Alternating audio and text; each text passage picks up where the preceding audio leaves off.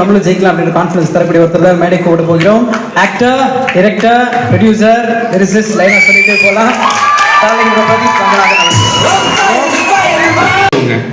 அவங்க first Vijay, Siddhu and Harshad.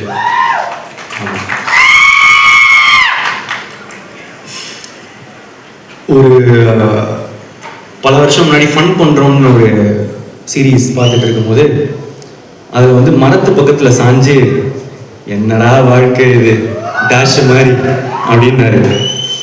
அதை பார்த்துட்டு எனக்கு ரொம்ப பிடிச்சிட்டு அவருக்கு மெசேஜ் அனுப்பிச்சேன்னு நினைக்கிறேன். சூப்பராக இருக்கு, பயங்கரமாக பண்ணுறீங்க அப்படின்னு. அப்புறம் பல வருஷம் போச்சு. இப்போ அவர் வாழ்க்கை அப்படி இல்லைன்னு நினைக்கிறேன். பயங்கரமா சூப்பரா இருக்குல்ல. உழைச்சா வாழ்க்கை நல்லா மாறும்ன்றதுக்கு விஜய், சித்து ஒரு எக்ஸாம்பிள். அண்ட் ஹர்ஷத் கான் செம்ம எனர்ஜி, செம்ம ஃபன்னு, ரொம்ப நல்ல பர்ஃபார்மர். நான் அவர் கூட நடிக்கும் போது தான் தெரிஞ்சது நல்லா நடிக்கிறாரு, சூப்பரா இருக்காரு. All the best. அடுத்து ஹீரோயின்ஸ். லவ் டுடேக்கு ஹீரோயின்ஸ் வந்து பார்க்கும்போது எல்லாருமே கூட நடிக்கிறதுக்கு தயங்கினாங்க. போய் ஃபர்ஸ்ட் கோமாளி டைரக்டர் அப்படின்னு சொல்லுங்க சார் அப்படின்னு. சூப்பர், எக்ஸைட்டடாக இருக்கு ஒர்க் பண்ண. யார் ஹீரோ அப்படின்னு கேட்டேன். நான் தான் ஹீரோ. டேட் என்ன சொன்னீங்க? மார்ச் தான் கொஞ்சம் கஷ்டமா இருக்கு, நான் கொஞ்சம் டேட்ஸ் மட்டும் பார்த்துட்டு சொல்லிட்டா அப்படின்வாங்க. ஓகே இன்னொரு வெரைட்டி இருக்கும். இதுல பெர்ஃபார்மன்ஸ் ரொம்ப அதிகமா இருக்கு, நான் கொஞ்சம் கம்மி பெர்ஃபார்மன்ஸ், கொஞ்சம் ஈஸியா பெர்ஃபார்ம் பண்ற மாதிரி படமா பார்த்துட்டு இருக்கேன் அப்படின்னா புதுசா இருக்கே பார்ப்பேன். ஆனா சில பேர் உண்மையா வந்து இல்லை சார் நான் கொஞ்சம் பெரிய ஹீரோவோட நடிக்க விரும்புறேன் அப்படின்னு சொன்னவங்களுக்கெல்லாம் தேங்க்ஸ்.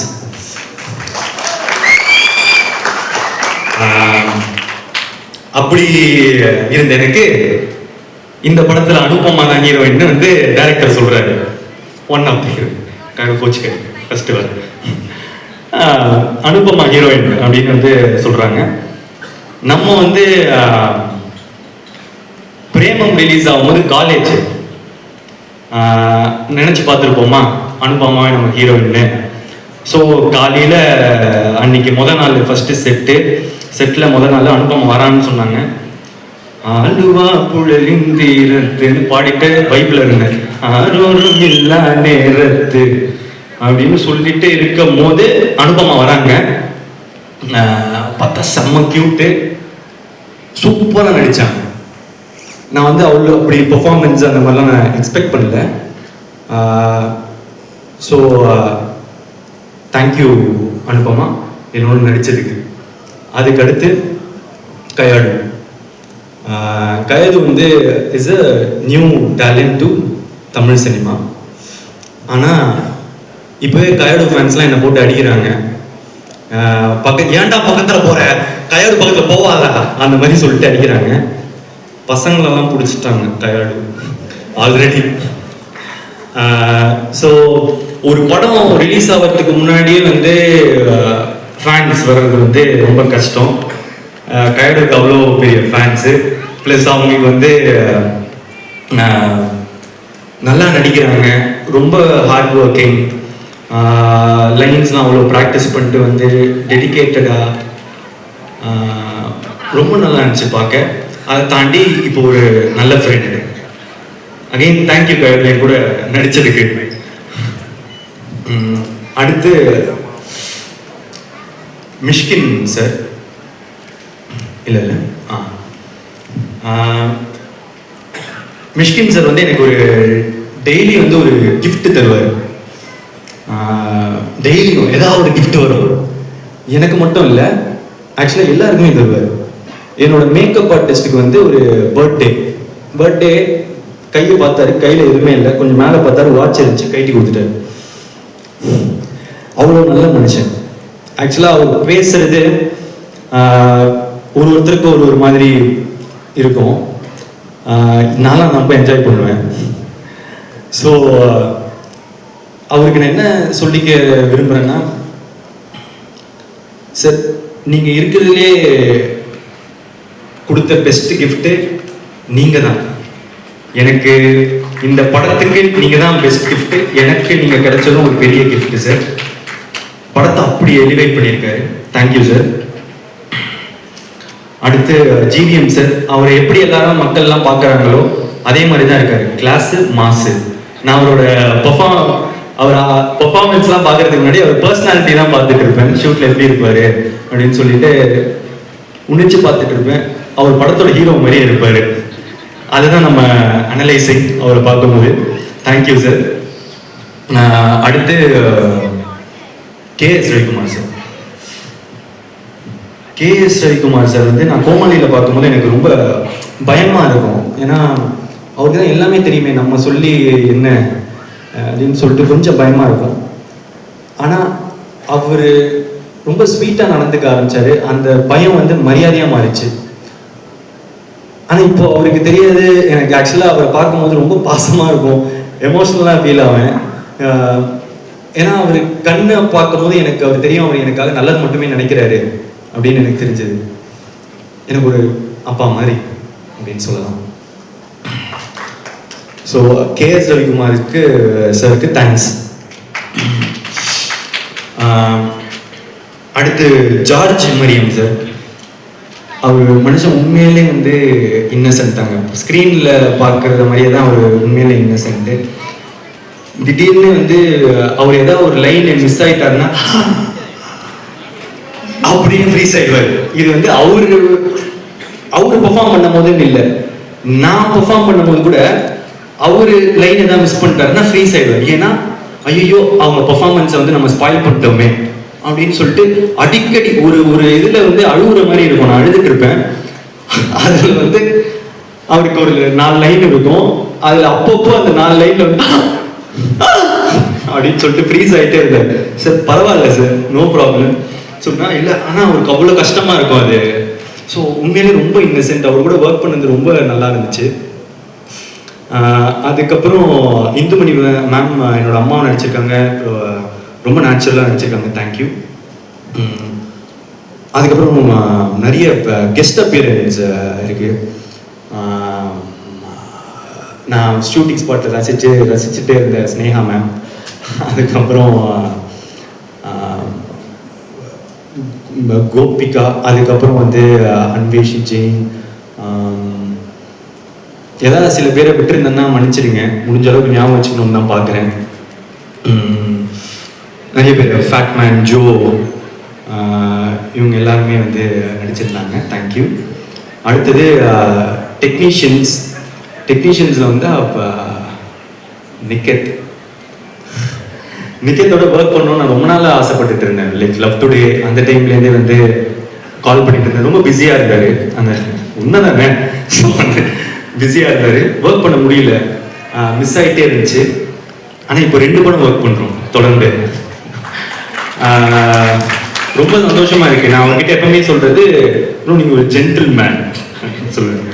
எல்லாரும் அவர் கத்துறது எல்லாம் பார்க்குறாங்க. ஆனால் நான் அவர்கிட்ட பார்க்கறது வந்து அவர் ஏதாவது தப்பாக இருந்தாலும் கத்துறாரு.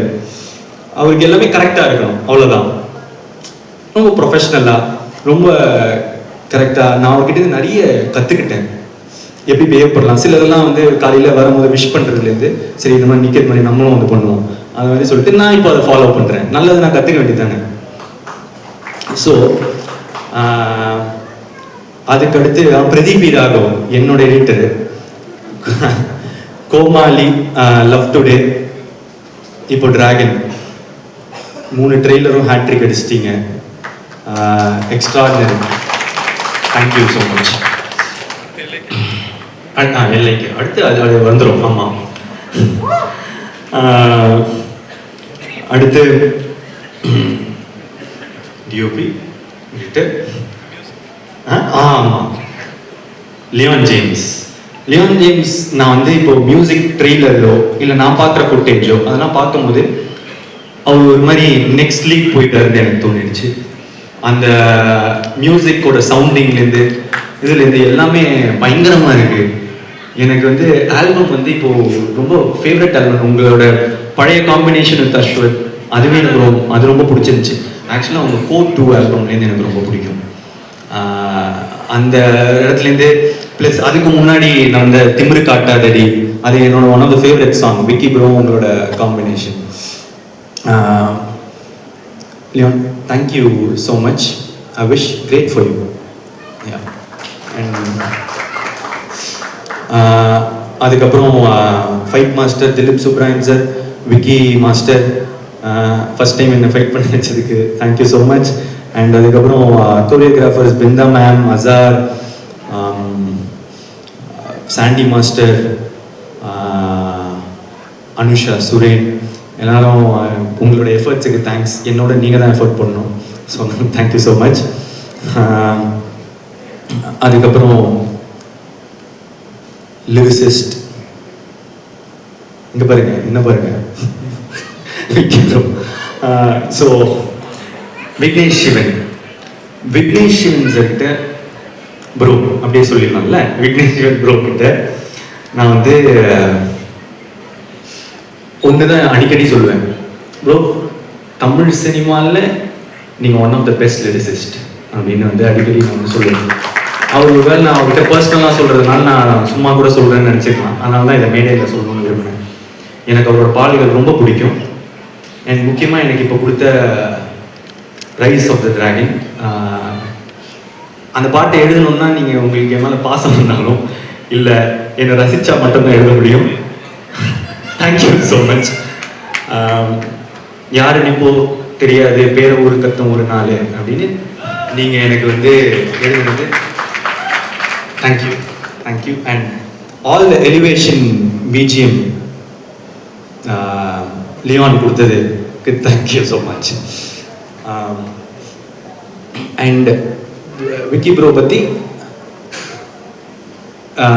டைரக்டராகவும் சரி ஃப்ரெண்டாகவும் சரி இன்னும் நிறைய பேசணும். அதுக்கு வந்து வேற ஒரு மேடை சீக்கிரமாக ஒன்று வரும். ஸோ அங்கே நீதி. அடுத்து கோசேஷா. யா, அதில் எனக்கு ரொம்ப நீங்கள் எழுதின இதுலேயே ரொம்ப ஃபேவரட்டான லைன் வந்து, ஒன்று ரசிச்ச எனக்கு இது வேணும், ஒன்று நேசிச்ச எனக்கு இது வேணும், உன்னை நம்பி நான் கிடந்தேனே எனக்கு இன்னும் வேணும். எப்பேற்பட்ட வரிகள்.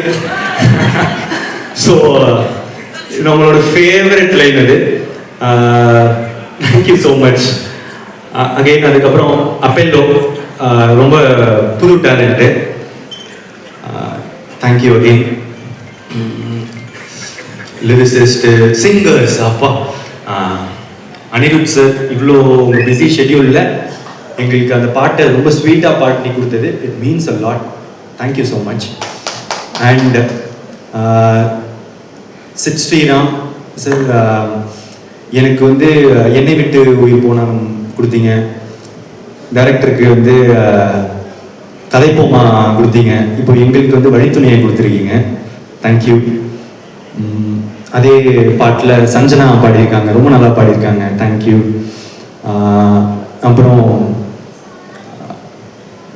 இந்த ஒரு பாட்டு இன்னும் ரிலீஸ் ஆகலை.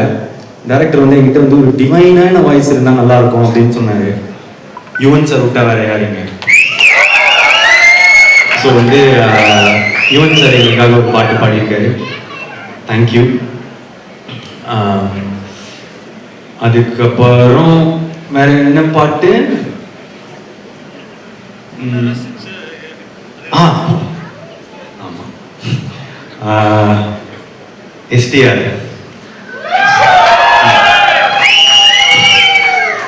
சார். Thanks sir. ஃபர்ஸ்ட் இந்த பாட்டு நீங்க பாடினதுக்கு தேங்க்ஸ்.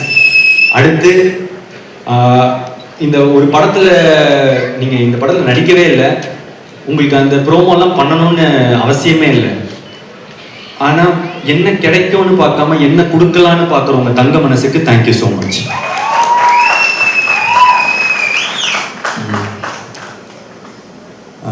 எப்பவுமே எனக்கு ஒரு சப்போர்ட்டாக இருந்திருக்காரு. எனக்கு யூஸ்வலாக நிறைய பேர் கால் பண்ணி விஷ் பண்ணுறது தொடர்ந்து அதெல்லாம் இல்லை. எனக்காக எப்பவுமே சப்போர்ட் பண்ணி எனக்கு விஷ் பண்ணிட்டு இருக்காரு. Thank you sir.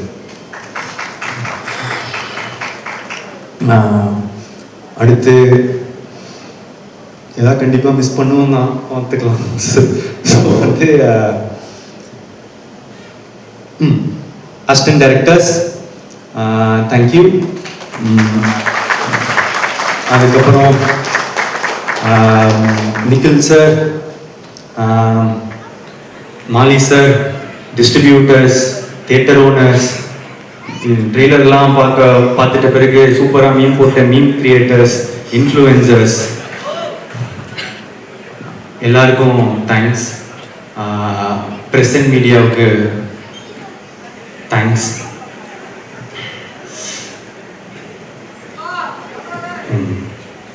கடைசியா டைரக்டர் அஸ்வத் மரிமுத்து,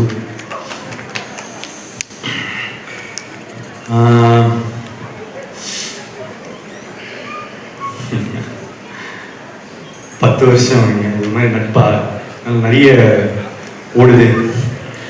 என்னன்னா சரி ஃப்ரெண்டு கூட படம் பண்ணுறோம் அப்படின்றது தான் ஃபஸ்ட்டு மைண்ட் செட்டாக இருந்துச்சு. ஆனால் எனக்கு ஒரு ஃப்ரெண்டாக தெரியும், ஒரு ரைட்டராக தெரியும், ஆனால் டைரக்டராக தெரியாது எப்படி ஒர்க் பண்ணுவாருலாம். அவர் எப்படிப்பட்ட ஒரு டைரக்டர்னு நான் உங்களுக்கு சொல்கிறேன். டப்பிங்கில் வந்து நான் போய் உட்காடுறேன். முதல் டைலாக் என்னன்னா, நான் டை கட்டும் போது அப்படின்னு சொல்லிட்டு ஏற்றி கட்டணும், இவ்வளோதான், ஒரு இவ்வளோதான்.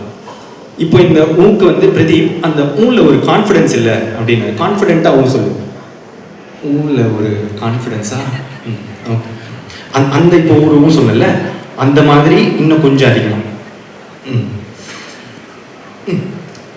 அவ்வளோ இல்லை, நீ ஊ சொல்லும் போது வெளியே இருக்கிறவங்களுக்கு கேட்கணும், உனக்கு நீயே ஒன்று அப்படி பண்ணிக்கிறது தானே.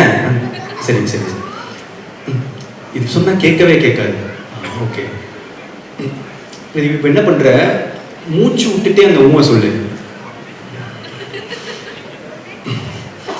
ப்ளோ எடுக்கிறா, ஓகே கிராக் ஆயிடுச்சு, பேஸாக சொல்லு.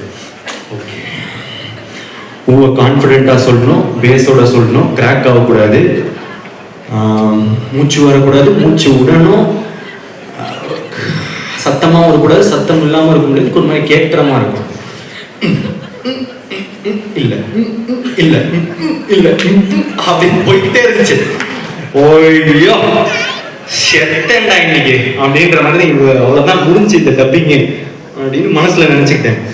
இப்போ என்னென்னா சார் ப்ரோ என்ன பண்ணுங்க, அந்த வீடியோவை கட் பண்ணுறீங்க, நான் பாட்டுக்கு ஊமுவா தரேன், நீங்கள் எந்த ஊம் கரெக்டாக இருக்குன்னு நீங்கள் வச்சுக்கோங்க அப்படின்னு சொல்லிட்டு சொல்லிட்டு நான் பாட்டுக்கு கொடுக்க ஆரம்பிச்சிட்டேன். இது இல்லை, அப்பவும் சாட்டிஸ்ஃபேக்ஷன் இல்லை, என்ன பண்ணுறது இல்லை. அதுக்கப்புறம் நீங்கள் ஒரு தப்பாக எடுத்துக்கலாம், ஒன்று செய்யலாமா, ஊவோட வாய்ஸ் யாருக்கும் தெரியாது, நீங்கள் வந்து அந்த மட்டும் கொடுத்துட்டீங்கன்னா ஆடியன்ஸ்க்கு தெரியாது, விட்டுறலாம். அது எப்படிரா இவ்வளோ ஊழியே நான் இவ்வளோ பர்ஃபெக்ஷன் பார்க்குறேன், என் வாய்ஸ் வந்தால் தப்பாக இருக்காது அப்படின்னு. அப்புறம் நான் பல 100 ஊம் ஒரு 1/2 மணி நேரம் 1 மணி நேரம் போச்சு ஊழே. ஒரு இப்போ கூட சாட்டிஸ்ஃபேக்ஷன் இல்லை, ஏதோ கிடைச்சது வந்துச்சுன்னு சொல்லி விட்டாரு. ஸோ அப்படி பார்த்த ஒருத்தருக்கு சரி இப்படி பண்ணுறாரு அப்படின்னு யோசிக்கும் போது சரி நான் ஏன் பண்ணேன் அப்படின்னு கேட்டால் ஏன்னா நம்புனேன், நல்லதாக தான் பண்ணுவார், எனக்கு ஃப்ரெண்ட் இல்லை. ஏன்னா ஒரு ஃப்ரெண்டு சில நேரத்தில் வந்து அன்பா சொல்லுவான், சில நேரத்தில் அடித்து சொல்லுவான், ஆனால் நமக்காக நல்லது மட்டும்தான் சொல்லுவான். அது வந்து நான் எனக்காக எப்பவுமே நல்லது மட்டும் நினைக்கிற அஸ்வத், எனக்கு அஸ்வத் ப்ரோ, நான் எப்பவுமே அவர் ப்ரோன்னு கூட சொல்கிறாரு என்ன, ஏன்னா அண்ணன்னு கூப்பிட்டா கொஞ்சம் வயசு அதிகமாக இருக்கும்டா, அந்த மாதிரிலாம் பொண்ணுங்க முன்னாடி கூப்பிடாத அப்படின்றாரு. சரி அதனால ப்ரோன்னு சொல்கிறாரு. ஆனால் எனக்கு வந்து உண்மையிலேயே என் மனசுலேருந்து நான் என்றைக்குமே அவர் அண்ணாவை தான் பார்க்குறேன். Thanks ma'am.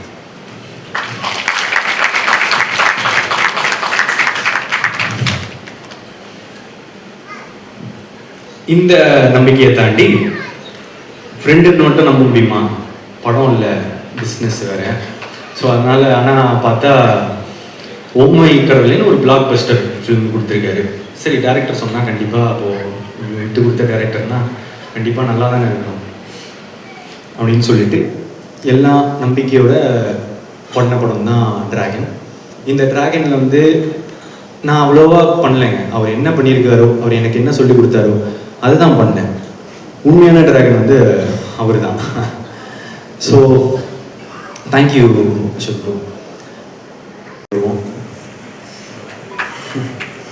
இப்போ என்னன்னா,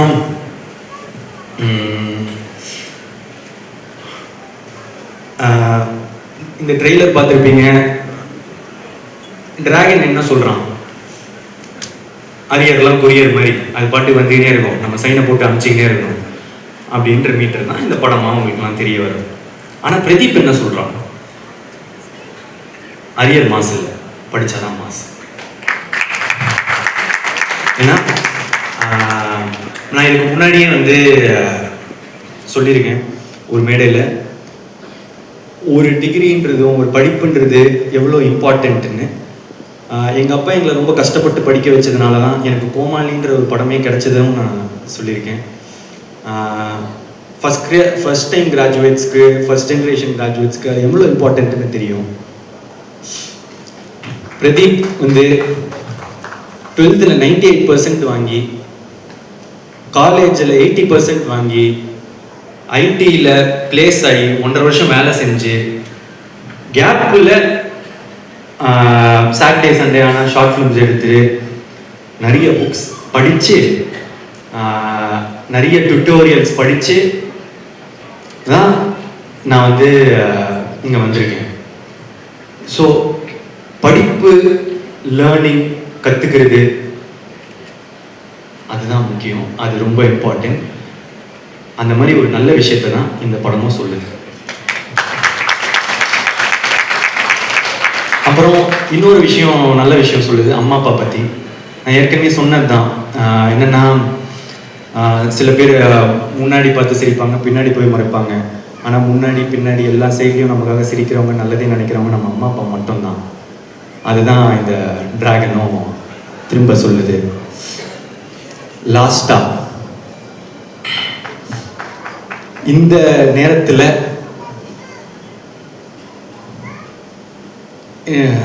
சில பேர் வந்து என்ன நம்மளை வந்து அடிக்கவும் செய்கிறாங்க.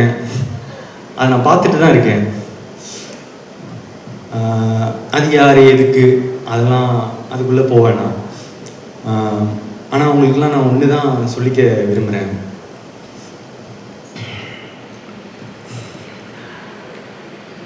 ஒரு செடி வளரும்போது சில பேர் வந்து அதோட இலையை பிச்சு போட்டு போவாங்க, காம்பை உடச்சி போட்டு போவாங்க, சில பேர் மிதிச்சுட்டு போவாங்க. ஆனால் அந்த டைம்ல எல்லாம் அந்த செடியோட வேறு கீழே வளர்ந்துட்டு ஸ்ட்ராங் ஆகிட்டு போயிட்டு தான் இருக்கும்.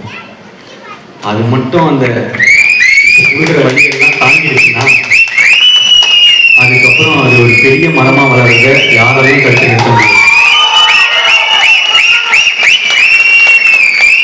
இந்த நேரத்தில் அந்த செடிக்கு தண்ணி ஊற்றுற எல்லாருக்கும் நன்றி.